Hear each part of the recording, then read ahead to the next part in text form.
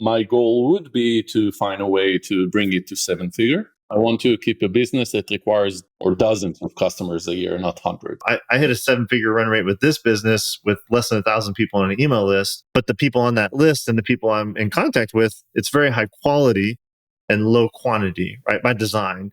And that, I think, in your world, that is fundamentally what you're trying to build here. It's not a dream 1,000, it's a dream 100, and it starts with the dream 10. Welcome back to the 7-Figure Leap podcast and our special coaching series. I'm really delighted today. I have Yuval Yeret. Somewhat said that close, you can correct me, but Yuval came to me with a really unique opportunity for, I think, unpacking his business model. He's a B2B consultant, quite niche, quite high touch.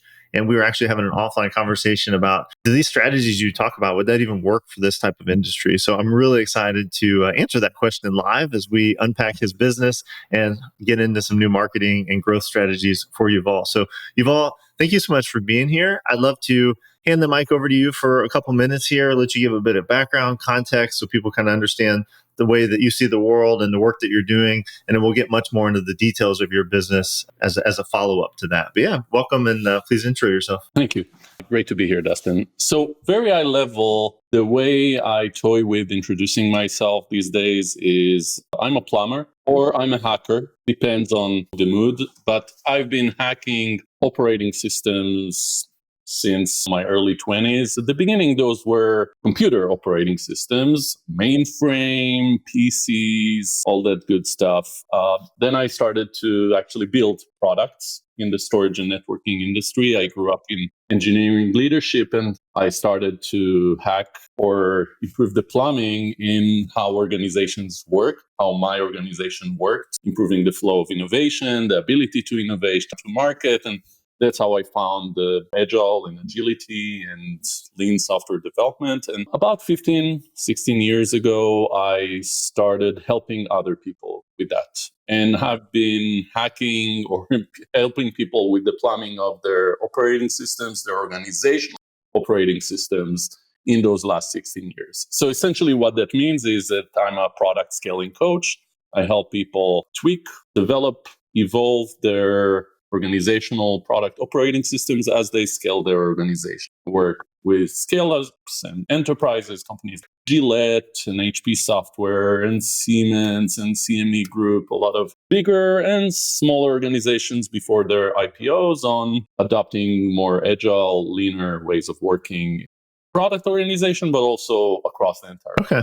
That's super helpful. So I know I'm being facetious when I say this, but I was looking at your LinkedIn and looking at the application you submitted for the podcast. He's an agility coach. And I'm like, oh, he helps people jump through hula hoops and gymnastics bars. And so obviously it's not that. It's agility, agile, lean. My wife is also an agile and product coach, but she's also a yoga teacher. And we're seeing more and more overlaps as each day goes by. And flexibility and flow, there's a lot there to maybe unpack. Maybe that's the thing. I don't know. That's interesting. Well, yeah, actually, I was being kind of tongue-in-cheek with that, but that's good. That I think it helps people who aren't in this industry listening in sort of get an understanding. It's the things a yoga teacher does for someone's body, you're doing for someone's business, right? It's more flow, more ease, the ability to scale without maybe the kinks and the constraints and things that we experience. And so it sounds like you're pretty centered in sort of the tech /software/ maybe SaaS space. You gave a few examples of clients. Anything else you'd want us to know before we start diving into numbers and ideal clients and all that sort of thing? Anything else about the work that you do that maybe people would need you to articulate a little more? Yeah, maybe a little bit more of context. I started doing this as an employee and then a partner in a consulting firm. Then about 10 years ago, I brought this firm as the managing partner to the US and scaled it to 7 figures together with a few other people. But 3 years ago, I decided to go out on my own and build my own practice. Most of the work gets to me based on a couple of things. Very high level, it's word of mouth and partnerships. It's through industry associations. In this agile space, there are a couple of bodies that are, you might call it the certification bodies. There's Scrum.org, there's Scaled Agile. I have very high level credentials and connections with these two walls, and that has been enough for a while, as long as that platform was really strong. I also had some successful case studies that became podcasts, funny enough. And some of my most interesting clients came because they heard that podcast, sometimes not even with me, and said, we want that for ourselves. And they even might have talked to the person that was on the podcast and they connected them. There's a couple of biotech examples that a beach tech in biotech that all got started from this sort of stuff. So I'm essentially at the point in my business where I'm trying to both protect it from the platform, let's call it the agile platform, not providing enough leads in and of itself. I figured out a year and a half ago that I need to double down on my personal brand and positioning and what should I be differentiated by, how am I different than dozens, if not thousands of other people that can do work in this space? So I'm on a journey of talking to people like you to kind of figure some of that stuff out, thinking of myself as a product to my business as a product to improve. That's a great way to put it. I'm glad you added that extra context because you had engineering, product, consultancy, partnership, and you've sort of narrowed that focus down to you are your own company, you are your own brand in a sense. And so that's about 3 years old. About a year and a half ago, you had a realization that you need to sort of take control of your own destiny, have your own differentiation, your own lead sources, your own story, your own probably marketing assets. And so at some point in there, you started tuning into the stuff I do. And it's funny that we kind of opened the conversation with, would this really work for B2B? And as you were naming off the ways that you get leads, word of mouth, that's sort of the universal answer, right? Partnerships, industry associations, which I would consider a form of partnership, and then some specific podcasts who, even without you in the room in some cases, were talking about your case studies that got people's attention. And they said, who is this guy? I need to talk to him. So that's great. We'll kind of save that obviously for the end when we're talking more about strategy. So let's dig in a little bit more to the current snapshot of the business. So if you don't mind sharing revenue or number of clients, and if we can get into more average project size to sort of get our feel, is this 2 clients a year making X dollars, or is it 100 clients or 2,000 clients? So yeah, give us a snapshot, maybe the trailing 12 months of the business. Yeah, so I would call it mid 6-figure, low mid 6-figure consulting business with 2024 and 2025. I mean, 2024 was good, but if you look recent 12 months, it's actually been lower than what the previous 12 months were, which is worrying, of course. There's a question around, is it just the industry, the economy, or is there more? Is it the modality? What's going on there?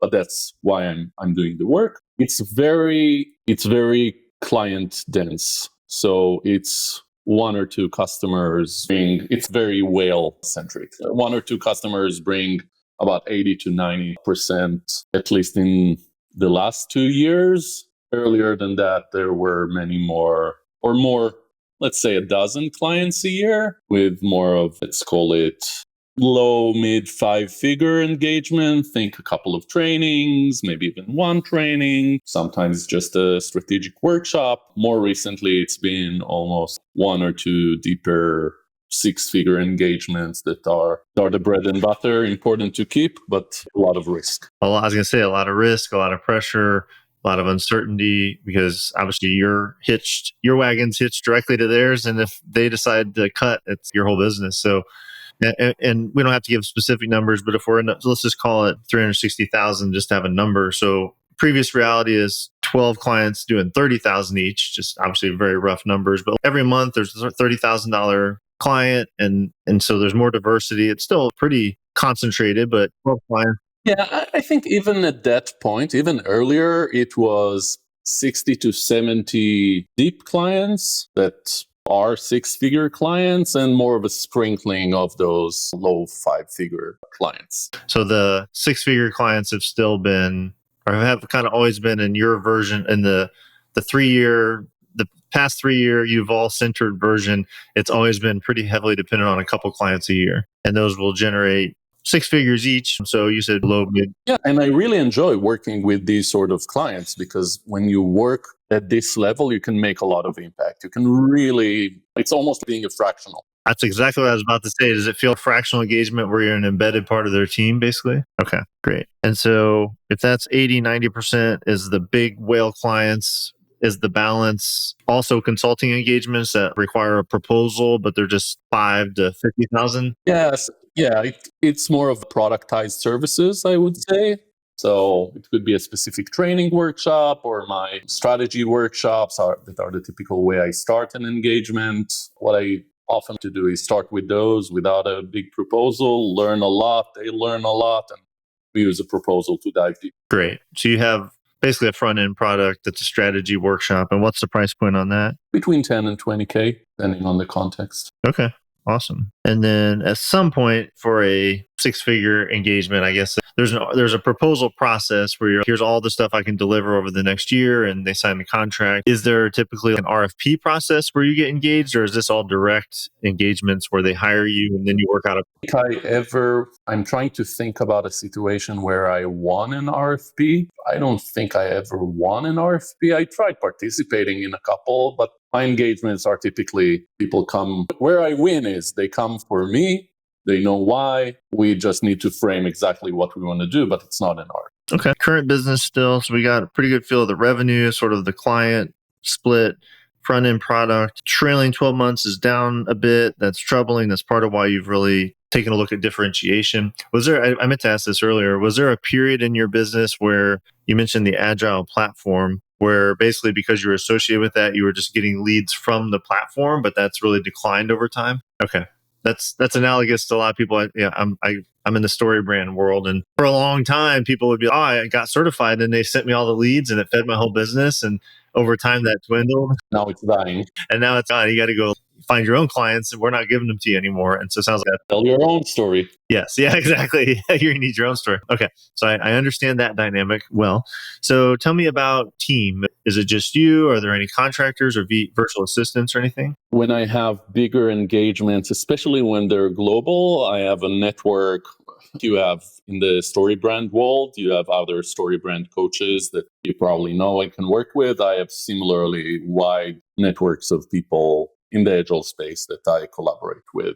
So it's just you from a roster standpoint, but if you have a project and you need a specialist or you just need some bullpen support, you can bring someone else in and give them a piece. Yeah, but I do all of the biz dev, market, content, everything. Me and ChatGPT and Gemini these days. Of course. Cool. Trying to think if there's questions on the current business. I guess you got a pretty good feel. I guess one thing I would ask there is, with the ideal clients, you talked a bit about the companies that you work with. Who actually hires you? Who's the decision maker who you really need to have that connection with, who ultimately gets, maybe they don't sign the check, but they're the one who approve you to be the one that's selected? Yeah, it's typically head of product, head of engineering, head of transformation, whether it's the C-level role or a VP or a director, that's the typical person. And I know it varies even based on those different titles. But if you had to give a range, say the past 3 years for the big clients, for the six-figure clients, what's the range of total revenue for these companies? Billions. Billions? Okay.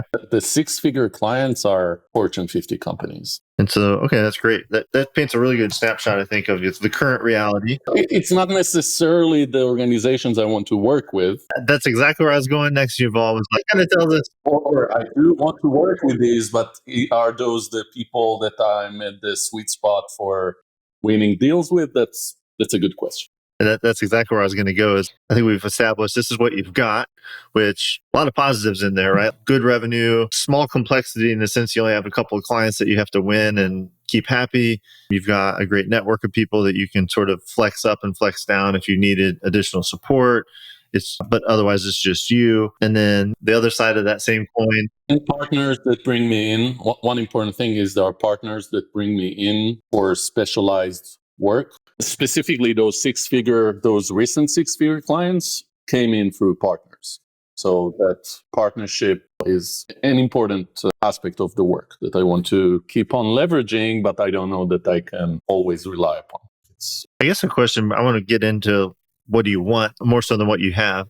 But I guess just snapshot today, it's August 2025. How do you feel about capacity? Or do you basically get one or two clients and I'm full, and then you sort of stop marketing and then the contract's ending, I need another client? Or do you even have the ability to have 4 clients at once at this level, or are you kind of capped out? I do have spare capacity at the moment. I want to actually get to a point where I'm sold out from a capacity perspective and start to experiment with modalities of leverage at that point. Leverage not necessarily being bringing additional people in, although for some cases it will be what I do. I'm very curious about leverage, group coaching, or things along those lines at some point. But it's not the top priority at the moment. Not necessarily. I mean, I haven't framed it as the thing I need to do. That doesn't seem like the next logical step in the way that you've seen this go. Yeah. I don't know. Okay. We'll definitely talk about that. It's one of the things I love to talk about. And maybe this is part of it. But what I'd like to do now is put our heads together and think 12, 18 months out. So whatever feels it gives you enough flexibility. I don't know. You may have contracts that are I'm locked in for the next 12 months. Let's just call it 2027 just to give a little space. So we get past the current season. You got some time between now and then. And let's say the year 2027, what do you desire the business to be? And I always like to think about, you don't have to get into the details of your family and stuff, but more what's the personal income Yuval would really desire to have? And then we can talk more about how many clients would it be feel better to create that number. And then we can talk more about offers and stuff from there. But what do you think would be a good top line revenue number goal? And then we can talk more about the client mix that would feel best to achieve that. I would sleep better if I'm consistently, without heavy dependency on 1 or 2 clients at the mid 6-figure, 500K. If I'm at that and I can see a consistent pipeline of clients, proposal, products, whatever that continues to feed that, I will sleep better. My goal would be to find a way to bring it to 7-figure. That would feel it can create the freedom that I want faster, which is important. Yeah, I think that answers the question. So love the ambition towards 7 figures. If we camp out at 500,000, you can tell me, but as a starting point, do you think it would feel good to still have 1 or 2, I was calling fractional clients or whale clients, these sort of 1 or 2 big fish that meet half that, let's say. So half that comes from fractional engagements, and then the other half comes from much more leveraged, dispersed client base. Is that? Yeah, I think that makes sense. I mean, I think the reality that I want to get to, also from an income perspective, is a reality where I can choose which those 2 clients are. Yes, where you're sold out and for you, I'll do this in the 3rd quarter. Yeah, that sort of thing, right? And where I think the more important thing for the client even at that point is we're hired to say some uncomfortable truths. There's a term, fearless coaching. I'm known for providing fearless coaching. But the more I depend on a client, it's more of a conflict on, do I really want to provide that fearless coaching? So I don't want to be in a space where I have to sacrifice either my sleeping well at night or the client's well-being, because I think that's not a good flywheel. I'm also into flywheels. I know you are as well. I think a good flywheel is for everybody. It's a win-win-win. When I'm prosperous, I can give the client the advice, the fearless advice that they really need. They make the outsized progress that they really need, and they refer more. They tell a great story of how I help them, and whether it's on a podcast or whether it's through referrals, I get more and more prosperous. So that's the flywheel I want to create. That's great. I love that. And it's a great distinction because I'm trying to think of a good analogy, but it's in some ways hey, head of products hired me. We're really excited. We're going to grow. And hey, here's the problem with growth. It's you suck. You need to fix these things. Or people on your team who you really personally, they're actually dead weight. I'm exaggerating, but the idea is, in a sense, you're criticizing the people who hire you, which doesn't necessarily make them feel going out and sharing from the rooftops that Yuval's a great guy. You should hire him. So Yuval hurt my feelings. Yes, it was the right thing to say, but this was, yeah. So it's not a referral flywheel in a sense, because the net promoter score might be low, even if the results are high, right? There's the risk of that. I think the reality is that both because of the type of advice and work that I do, as well as because those people really want that advice. The flywheel is working. So the people that I do work with, they're happy with what they're getting. And, we've seen some examples of that referral works.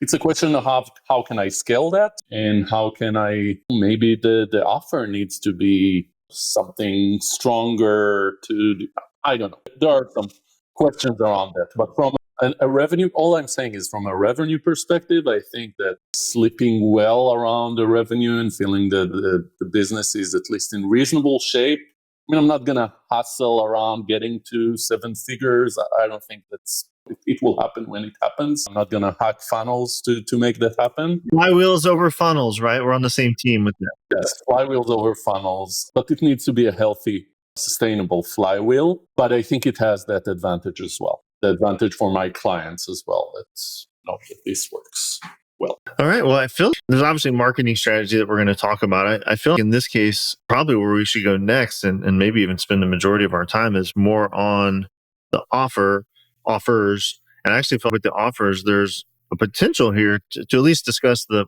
possibility of a completely different ideal client. But what I want to hear first from you, Yuval, because you talked about, for one, you're doing strategy workshops. That's a productized service. There's some scalability behind that.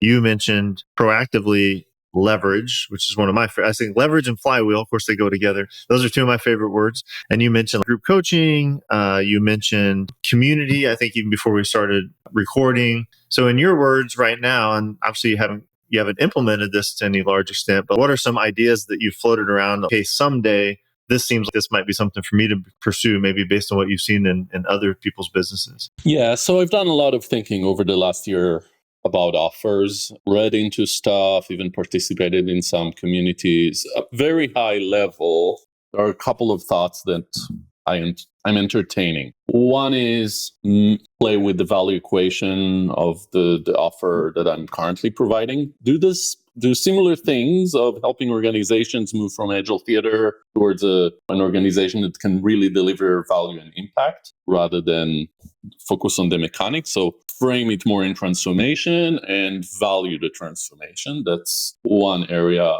I'm doing some thinking about. And is there a way to shape, I don't know, an Hormozy Grand Slam offer around that? I don't know. There's one thing. Going with the offer around the same thing. Another direction is changing ICP towards smaller organizations where the sales process is less complex, where there's more opportunity to work with the entire business. I have some clients that were in that space that it was interesting to work with and fun to work with, and there might be less competition in that space. So that might be a different space to play with. I don't know exactly what the offer is in that space, but maybe they need a separate offer. Another thing that brings to mind is that maybe one of the things that we're seeing these days is that there's a shift in the desire or openness for B2B consulting engagements or transformation consulting. And maybe the right offer is to actually coach the leaders on the back end or one-on-one or group coaching, whatever, not coach their organization, not go into the organization and coach. Let them coach their organization, let them lead the organization, provide them with a second opinion, kind of know this thing. Agile has become a thing. More of an advisor role where you're an advisor to the VP of product and you're their kind of personal coach. And that's some technical, but it sounds like that would also include maybe some more a blend of coaching and consulting, I guess, where it's not just here's the process you should implement, but maybe here's how you should think about this problem. Here's how. Yeah, a lot of the work that I've anyhow gravitated towards in recent years is that one-on-one coaching with, portfolio leaders, technology, product leaders, but it's a different framing for the engagement. It's saying, I'm not going to go into your teams unless you ask me to. Yeah.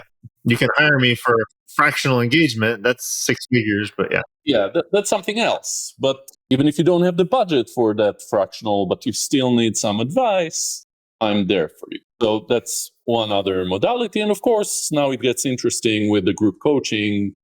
Why don't we get a couple of these product leaders in the room together and have them win through relationships with other people that are going through the same? Yeah, I was thinking about that. I actually had a third option, but I want to. Was there more in your thoughts, or was that really? I mean, there's always, is there a product, a real product that doesn't require any involvement at all? I'm staying away from that for now. I am thinking I need to take a lot of my stuff and write a book. Literally, I think we're. Use it as not, I don't see that as an offer. I see that as a channel or whatever. But That was literally where my brain immediately went. It's not so much a new software product, but at a minimum, getting your framework and your processes into a book, and then that book obviously opens up more opportunities for you for thought leadership, speaking, all that sort of stuff, where you're a trainer at large in some case versus just being. yeah, so that's definitely on my plate.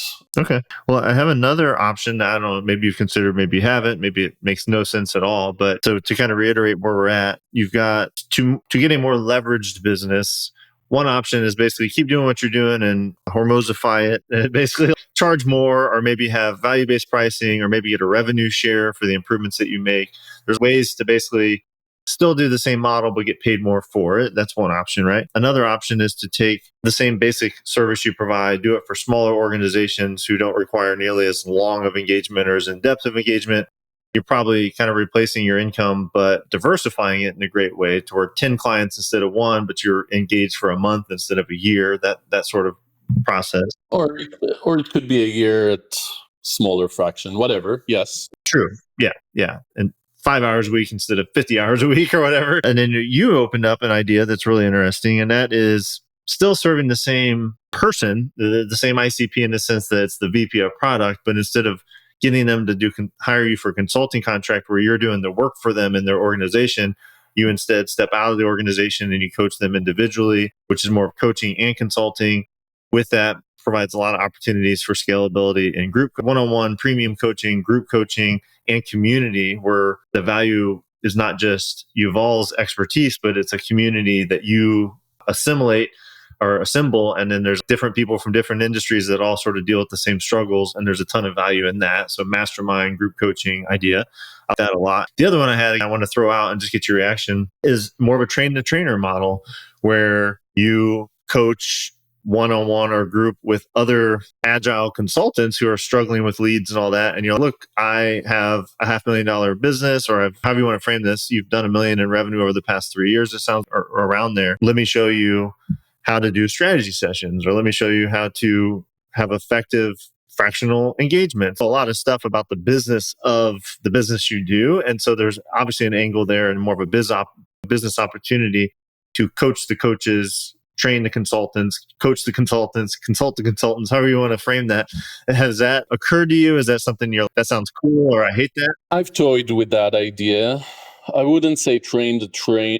When you said train the trainer, it triggered the certification industrial complex. I don't want to create a story brand or another Scrum. Probably coaching the consultants would be the better way to. The last thing the world needs is one more of those. That's my take. When it comes to helping people in my space thrive and prosper, that is on one hand tempting. But I also feel it's a space where people are relatively desperate. And even if I'll need to be 100% sure that I can help those people before I take their money. I'm happy to help people, but I don't want to make money off of people that are fair. That's an honest, that's a gut reaction. And I'm glad the way that you shared that, because it's a different business. And I meet plenty of people who are, man, I've been doing this industry for 25 years. I know everything about it. I've built my own business in it, and I don't want to do the work anymore, but I would love to mentor other people who want to do this work. And I know I've learned all these lessons. I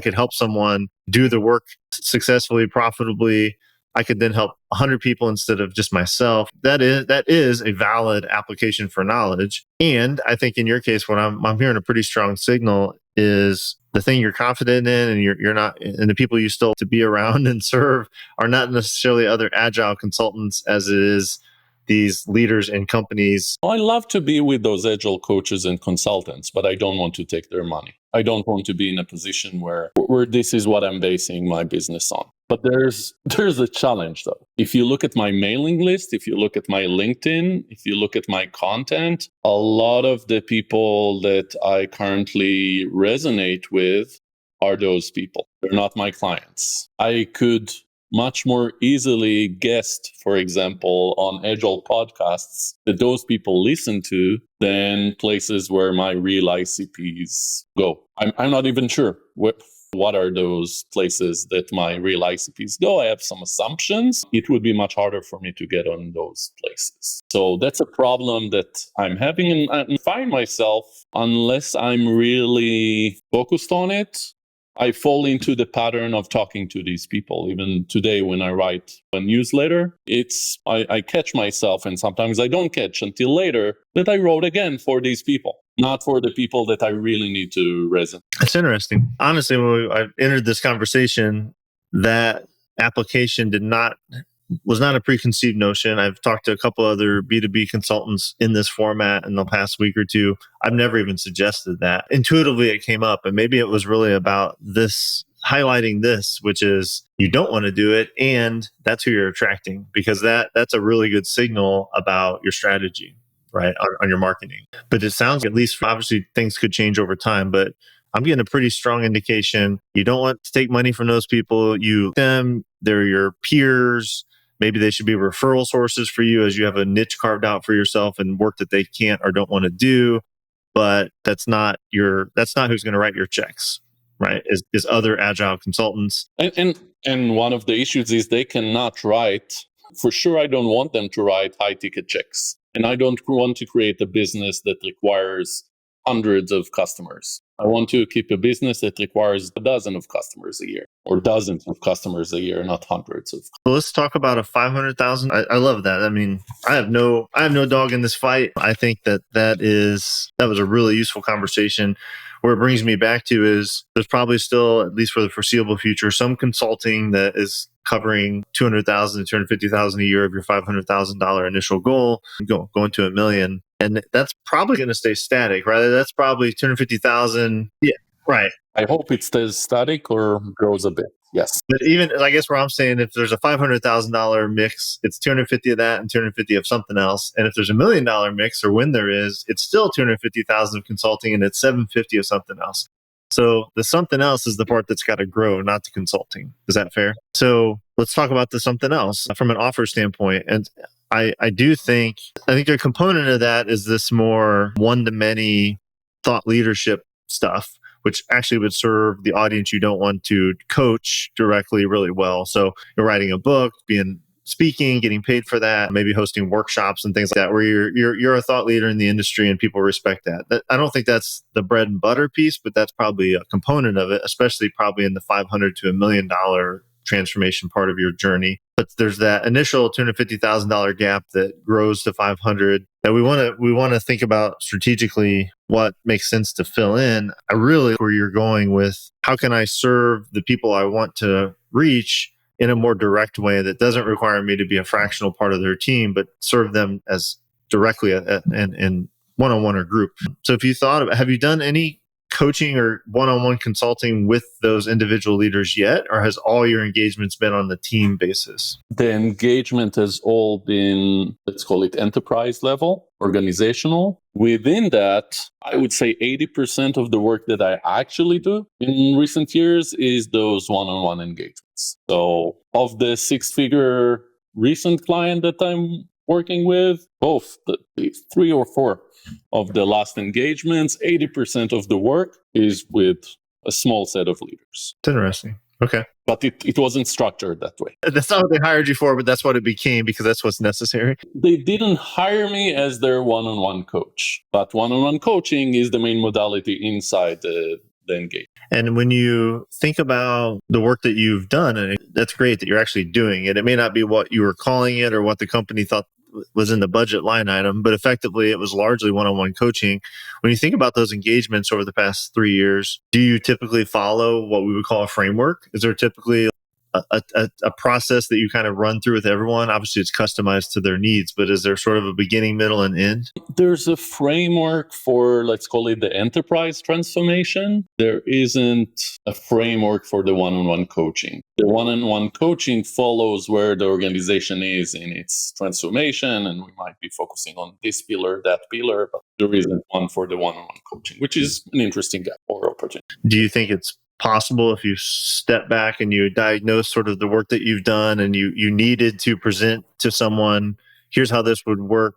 I don't know you yet, but I know the industry you're in, and here's the process I work through with every client. Do you think it's possible to define a framework? Yes, it's interesting to look at something. In my experience, personally, and with a couple hundred clients, most of which have some component of group coaching in their businesses, the key to going from one-on-one to group at any sort of scale, or really just any level of effectiveness, is a framework, right? And so I think if you could define a framework, it immediately opens the door to this, what feels custom, one-on-one, I start from scratch every time, to a group where I could take a small number of these people together.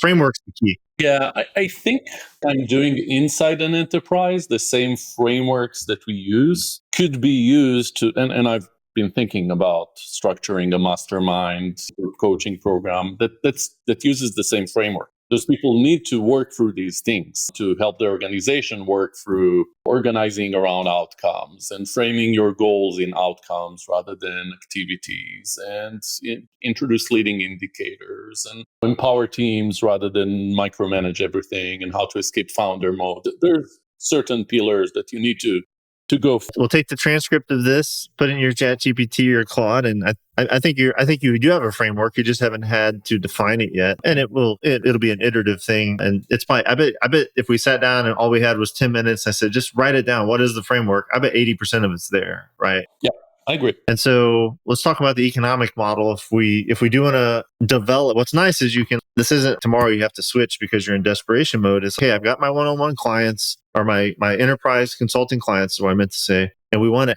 add coaching that's called coaching, all right? And we want to add that as a new revenue stream. You could totally start that one-on-one, but with new clients, maybe in smaller organizations or however you would want to work that out. And actually, I think there's a huge opportunity to go back to past clients and do a kind of round two that's just coaching, and it's called that. But anyway, the point is we can roll this out gently, and we can do one-on-one and then transition to a group. I'll tell you what my problem is. My problem is the audience for this. I think the offer, if you ask me what do I feel the challenge is with this offer, is I don't have people I can send this as a hand raiser to at the moment. My audience is not the right audience for this. Most of my, let's call it active audience, warm audience, is not the right audience. I can reach out to past clients, yes, but those are not people that are in my orbit right now. Reactivate them, and I probably need to get to more people or activate through referrals. That's figuring out a mailing list or something that has people that might be interested in this sort of thing is the main gap that I struggle with right now, which is what brought me to your world, to be honest. Yes. As I say, good news is that's what I love to do. It's funny, all of these podcast interviews are going like this, where it takes a lot of clarifying to get to the key objective, which you just defined, which is, and I still want to put a fine tooth on the economics. And I do want to obviously spend the last 5 minutes here talking about this marketing strategy, but all of this is necessary to figure out the actual key objective, which we're now there. But just to put context for you and for the audience, if you had this ideal client and you could fill up a group, and it was, say, a group of 10 of them, and you're going to do a 90-day group coaching with them, what do you think would be a price point for something like that? Just so we can kind of put some numbers to it. Let's say $5,000 or less.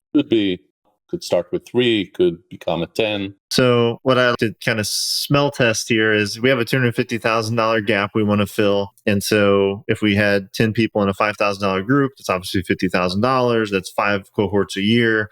If you're doing 60-day engagements, you're there. Obviously, the huge limiter here is lead flow. We got to get the leads to support that. If you have 10,000, you only need 2.5 groups, 2 or 3 groups to fill that gap. And that becomes extremely scalable. So as long as you develop the lead flow and the flywheel specifically around this model, that does get you to 7 figures. It's just a matter of doubling or tripling the number of groups or the price point or the number of people in each group, right? That is a very scalable model at that point.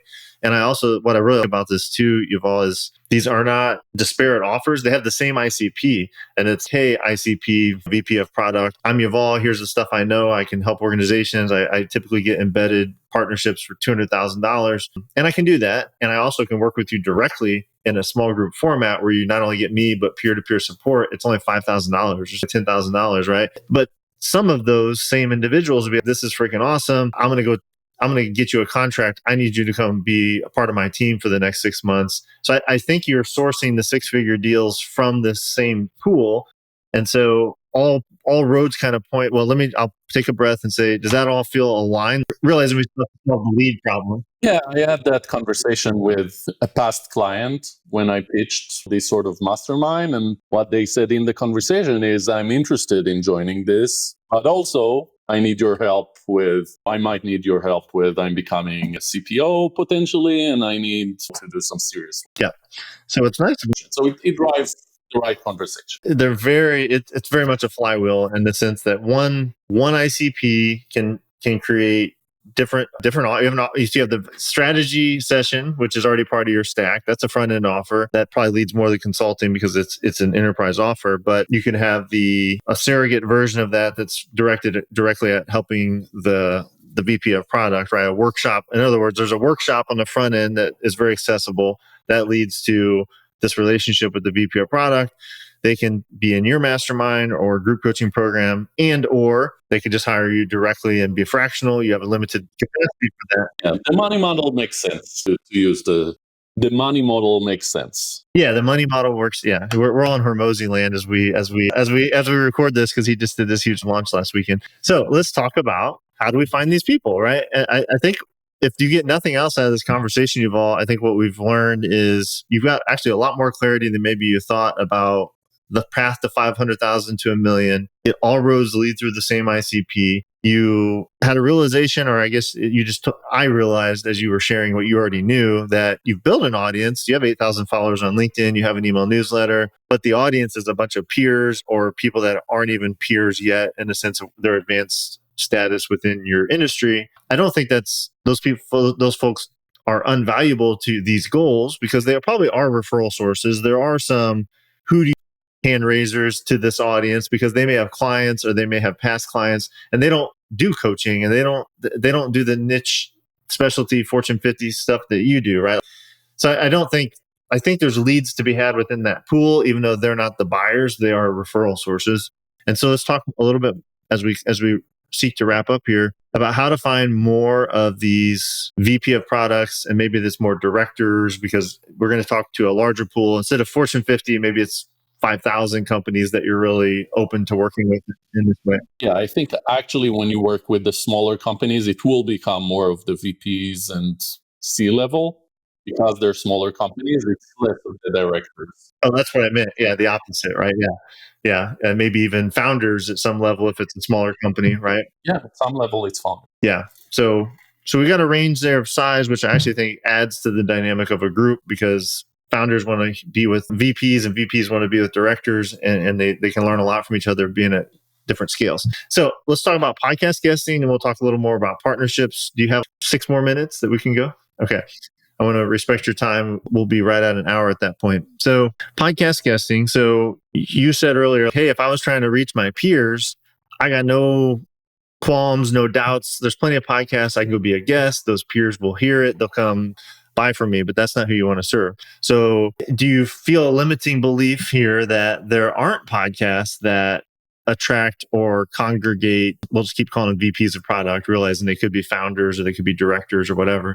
But what do you think about if we had to only do podcast guesting to build the audience to fill these group coaching programs that we're talking about? What comes up for you when I say just do podcast guesting for that? Yeah. First of all, one challenge is it's not necessary. I'm not sure whether it's VP product or technology or just the founders in those smaller organizations. But I mean, that could be the whole market is just founders of these companies who need a much more foundational.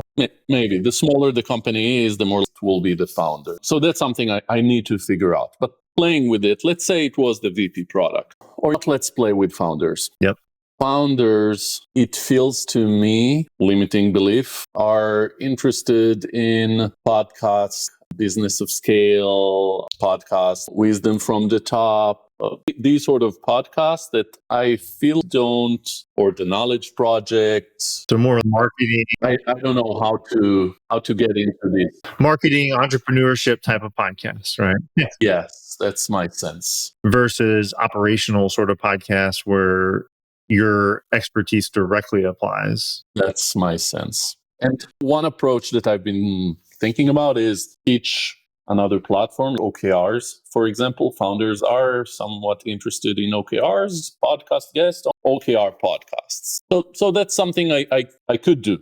Try to find people that talk about things EOS, entrepreneurial operating system, but it cannot be the formal people that talk about EOS because they're not going to let me in. Yeah. They're a cult, right? If you want to talk about a competitive approach on Donald Miller's Story Brand podcast, you're not getting in. Here's why Story Brand's wrong. Yeah, no. Yeah. Or even if it's right, how do you complement? I'm not saying it's wrong. I'm saying I'm going to complement it with something. I don't think I'm getting it. Well, yes, there's a lot to unpack here. But level one, let's just say, it's these founders, and let's say they only listen to marketing and EOS podcasts. I still think there's absolutely an angle for you to come into those environments and talk about on an entrepreneurial growth sort of marketing oriented podcast to talk about, as the founder of a scalable company, the problem is not leads. The problem is X. It's whatever you teach. It's operations, it's structure, it's your own mindset as a founder. There's a lot of sort of counterpoint sort of approaches to being on those shows. EOS, I think a show that talks a lot about EOS, talking about how the agile framework or the agile mindset, or you have better words for this than I do, how that enhances the EOS experience, right? That's fine. I can talk about podcast guesting on a Story Brand podcast. What I do, I've talked about podcasting on podcasts that are all about paid ads. And what I'll say is, this does not have to replace paid ads. It's an enhancement. It sits aside paid ads. These are complementary things that people should consider doing both of. And so now we don't have that constraint. Founders don't just listen to those podcasts, and you don't have to you don't have to kind of sneak your way in to those shows, but you can. But when I start opening your mind up to, let's just say it was VP of product, which is way harder, I think, at least on the surface, to find via podcast guesting than founders. I think we both feel, man, there's so many founders. There's lots of podcasts that would reach them.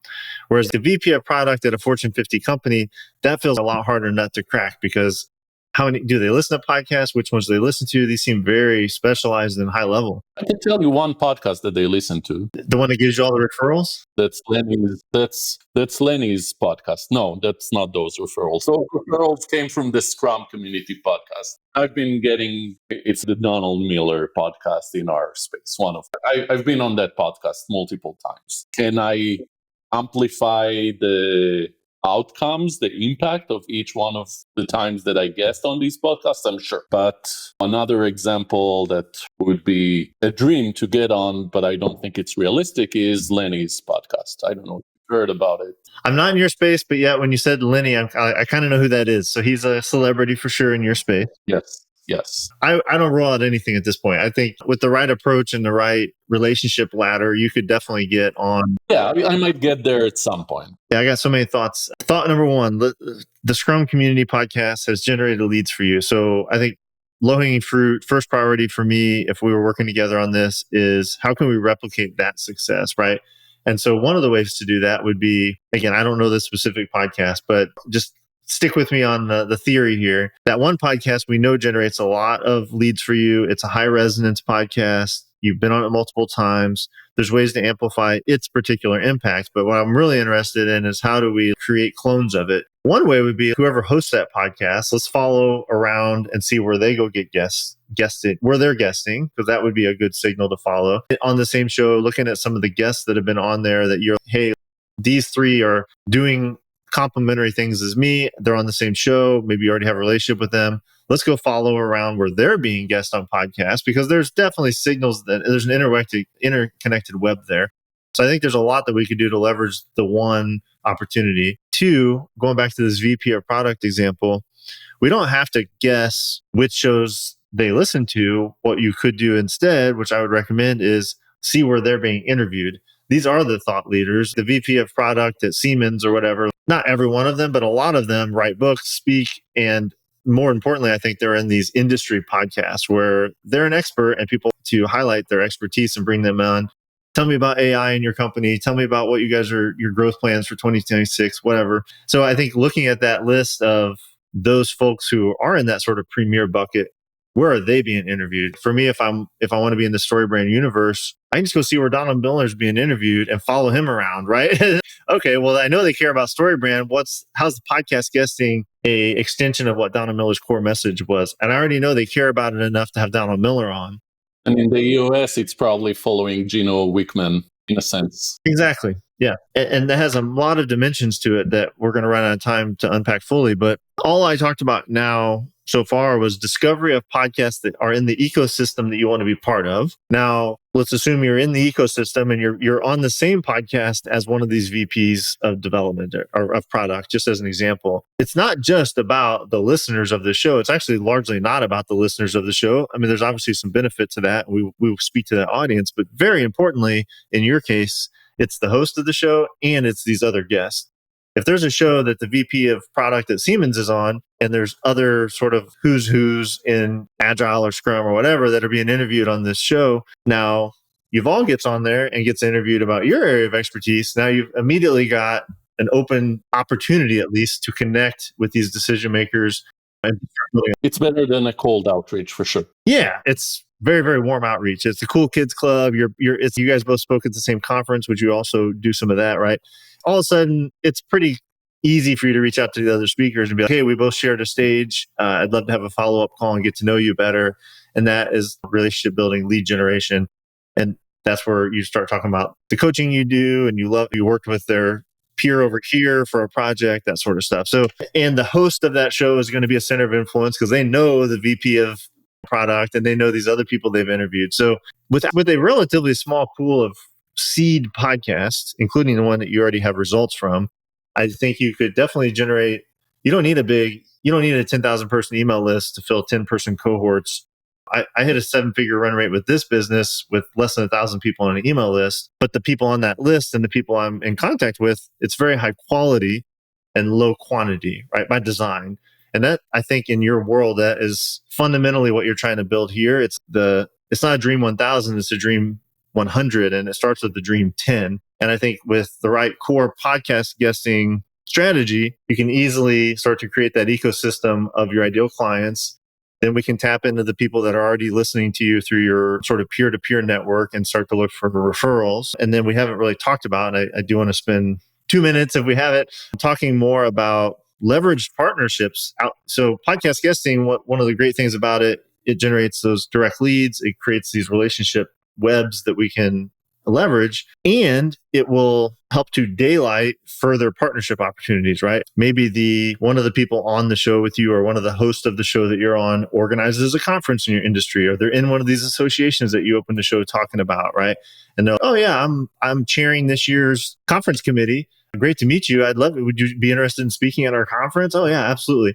And so where can we find centers of influence who already aggregate these ideal clients of yours? And there's probably things in YPO, C12. There's things that are not necessarily industry specific that serve these emerging or established tech leaders and conferences and associations and other podcasts. And podcasts are part of that mix, but a lot of times the podcast is the gateway into these bigger relationships. So as a real-time example, you and I opened, I think before we hit record, I was on Nathan Barry's podcast, and yes, that's got me a lot of great leads. I think is that how we connected? I don't even remember. No, I think I found you earlier. But from Nathan's show, lots of cool stuff's happened. Yeah, I had 6 figures in business from people listening to it, and that's awesome. But now I have peer-to-peer connections with all these amazing creators that have been on there that I'm just continuing to open those doors and have conversations. And because I was on that show, my name got referenced in Justin Welch's community, who's a huge LinkedIn influencer and someone I really respect.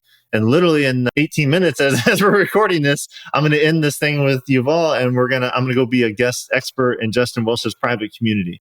That is a center of influence. He has a whole bunch of people paying him who are creators and who see the world I do and want more of this type of work. That would not have happened had I not been on Nathan's podcast. So I have to challenge, I have a limiting belief to put in front of you. I can definitely see how all of that works in the creator space. I can see how you and John Mees are connecting with Nathan. I can see the flywheel working great there.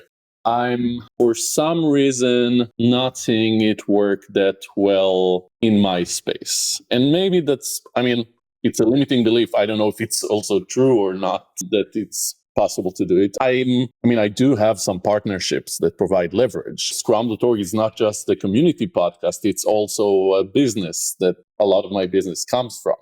So that's working. I do have other partnerships, but is it possible to go beyond those major platforms and create this with individual podcasts, unless they're tool companies? Another space is tool companies. An OKR tooling company, I can create a relationship with them. I've done podcast guesting with some of these companies and try to leverage it. I didn't manage. There's probably some better things I could do there. But beyond the tool ecosystem, I'm struggling to figure out how to make this work. I mean, in some ways, I'm almost hoping I was in the space of the people coaching creators and coaches, because there's so much opportunity for synergy there. I'll say it from this perspective.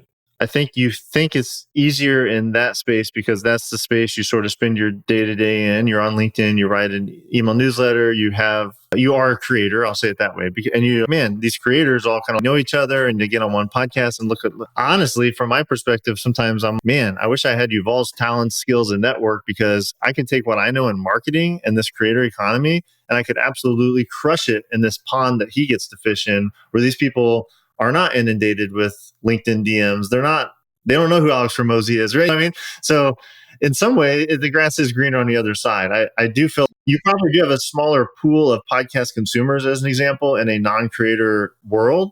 But I actually think that could be a lot better, because you can be the big fish in a small pond. There's a great analogy. It's in the land of the blind, the one-eyed man is king. And it's just this basic idea that if I go teach marketing at a marketing conference or whatever, it's noise. If I go teach marketing at an insurance salesman conference across the hall, they're like, this guy's the smartest guy on earth, right? And so in the same way, you have part of your unique value proposition to these clients in a coaching format is you're a creator, right? They don't see the world that way necessarily, right? They're stuck in administrative hell. They probably feel sometimes, and they don't get the same perspective that you can offer.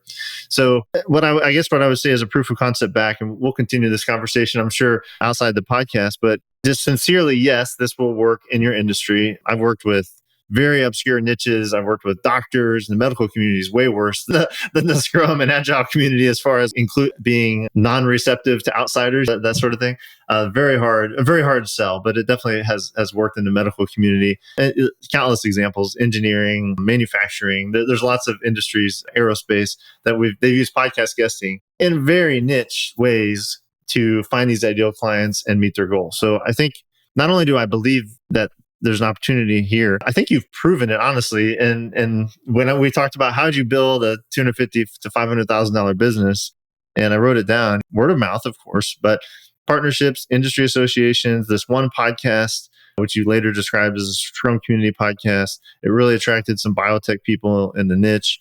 You've identified a keystone opportunity that you maybe feel is unreachable right now, but you believe it would make a huge difference in your business, the quote unquote Lenny podcast, right? And if there's a Lenny podcast and there's a Scrum podcast, there are plenty of other podcasts here that you don't even need an audience from them. You need relationships from them. And then we started to talk a little bit more about who already aggregates your ideal client. And you actually started to offer up who serves your ideal client in a different way. And you said tools. I would maybe use the word software or other types of consultants. Yeah, think Monday, Click, those Trello, those.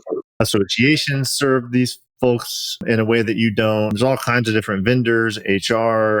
If you asked, I would go to your ideal client and be like, hey, as part of what we're doing together, I would love to know what does your company spend? Where does your company allocate their budget for professional development? And you're going to find all these other people who serve that organization and maybe even that individual with a different line item in the budget than the one that you came in on. You know what I mean? And I do think there's a world of opportunity here. And the good news is, I think the closing thought for this time that we have is you need a small number of the right people to make a 7-figure business. The math just pans out. You need a very small number of the thousands and thousands of founders, directors, C-levels, and VPs in your industry. And you have a huge head start towards that because you have incredible credentials and experience. You have a framework that you just need to flesh out a little bit. And it's not a all or nothing proposition. It's not put all your chips in the middle of the table, Yuval. And if we don't figure this out, you're out of business. We just need the first one to say yes to a coaching engagement. Then we get the next one to say yes to a coaching engagement. And very quickly, I think you're in position to launch a group coaching. And we've got an emerging flywheel that's feeding this. So I hate to leave this with some sort of just believe me, but I hope in that little monologue that you can at least start to. Oh, that all tracks. That all tracks towards the things I'm already toying with, but that's more color and some more details, which is useful. Okay.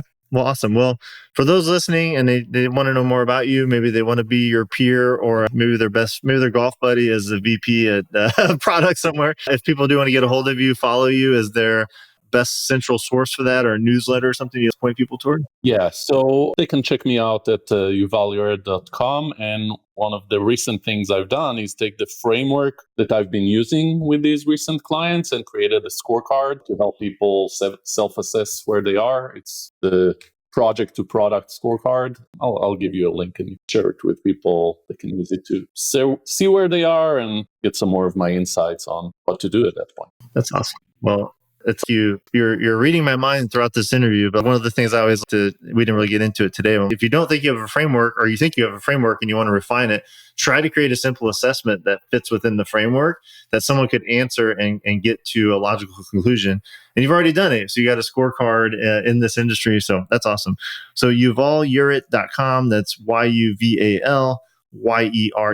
I love this, man. I hope that you're as energized as I am. As a spirited discussion, I love being challenged on my assumptions, and I hope that you felt healthily challenged on some beliefs. But I think we got a winning strategy. I think you're one core offer with one focused path toward 500,000 and $1 million, and it actually won't take that long with the right strategy. So thank you for being so open, transparent, and let me dive into a business that's in a really unique industry. I get a lot of joy out of getting to know you and getting to understand your business model. So thanks for being here.